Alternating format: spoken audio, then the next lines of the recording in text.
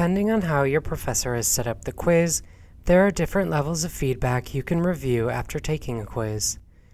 Let's start with the big picture, our overall quiz grade. If we go to grades on the left, we can see all of the released grades we have thus far in the course. I can see here on this quiz that I got a 60%. To see more detailed feedback, let's click on the name of the quiz. Here I can see all of my attempts thus far. I've taken 3 and it shows I am only allowed 4 total. I'm going to want to use the review function to look back at my quiz attempts and learn from them. To do that, let's click on Review. In the top left, I can see a quick visual of how I did. The green with check marks are the questions I got right, the red are all incorrect, and any yellow means partially correct.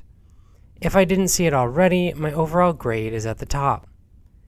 I can scroll down and look through the individual questions.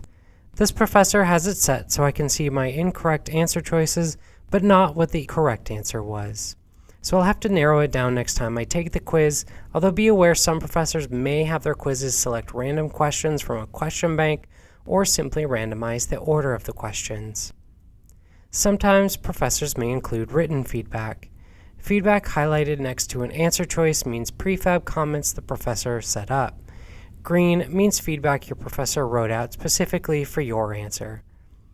Be aware that your professors may restrict some or all of this feedback, especially the correct answers, typically until after the quiz closes. So your experience may vary course to course or assignment to assignment.